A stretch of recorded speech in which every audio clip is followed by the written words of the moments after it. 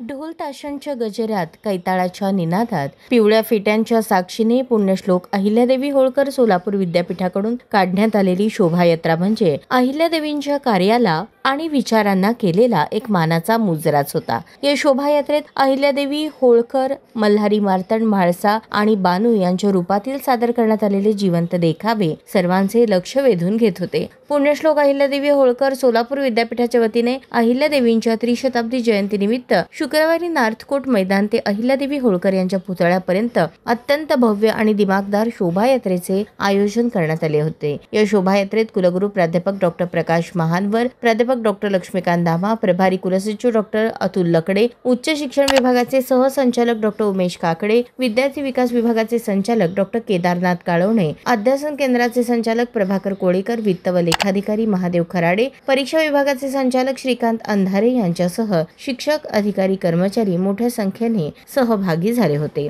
महाराष्ट्राची सांस्कृतिक ओळख असलेल्या ढोल ताशा आणि कैताळाच्या गजराशिवाय कोणताही उत्सव पूर्ण होऊ शकत नाही। शोभायात्रेची सुरुवात याच पारंपरिक वाद्यांच्या निनादाने झाली।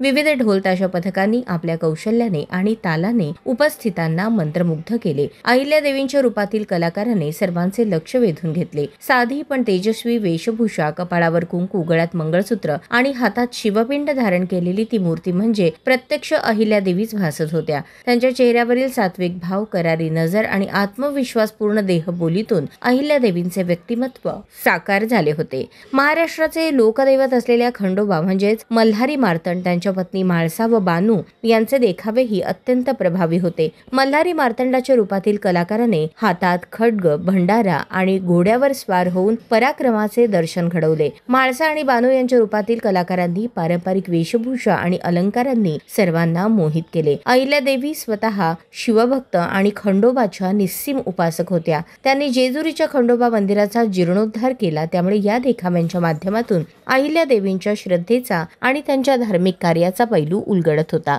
या शोभायात्रेत सहभागी झालेले बहुसंख्य महिलांनी डोक्यावर पिवळे फेटे परिधान केले होते। पिवळे फेटे परिधान करून सहभागी झालेले विद्यापीठाचे अधिकारी, कर्मचारी आणि विद्यार्थी अहिल्यादेवींच्या प्रती आपली निष्ठा आणि आदर व्यक्त करत होते। त्रिशताब्दी जयंती महोत्सवानिमित्त पुण्यश्लोक सोलापूर अहिल्यादेवी होळकर सोलापूर विद्यापीठाच्या वतीने यावर्षी सर्व कर्मचारी, अधिकारी, प्राधिकरण सदस्य, शिक्षक आणि विद्यार्थ्यांची एक शोभायात्रा केलेली आहे। त्यामध्ये विविध हे पौराणिक कॅरेक्टर जे आहेत, खंडोबा आहे, म्हाळसा आहे, बानुबाई आहे, अहिल्यादेवी होळकर आहेत, मल्हारा होळकर आहेत आणि सगळे मावळे आणि धनगरी वेशभूषेतील कर्मचारी सहभागी झालेले आहेत। त्या रॅलीचे उद्घाटन माननीय प्रकाशजी महानवर, कुलगुरू सोलापूर विद्यापीठाचे यांनी केलेलं आहे। त्याप्रमाणे कुलगुरू लक्ष्मीकांत दामा साहेब, विविध प्राधिकरण सदस्य अतुल लकडे आणि हे कुलसचिव हे देखील उपस्थित आहेत। वित्त व लेखाधिकारी, परीक्षा नियंत्रक आणि सर्व सिनेट सदस्य यांनी खूप मेहनत घेतलेली आहे। त्या रॅलीचं संयोजन करण्यासाठी श्री सुनील थोरात यांनी अतिशय मेहनत घेतली। त्याचप्रमाणे रवी शिंदे आणि इतर कर्मचाऱ्यांनी सुद्धा त्यांना थोडंसं सहकार्य केलं, त्याबद्दल त्यांच्या सगळ्यांचं अभिनंदन। आणि ह्या रॅलीमध्ये सर्व सोलापूरकर सहभागी झाले, त्याबद्दल त्यांचेही आभार।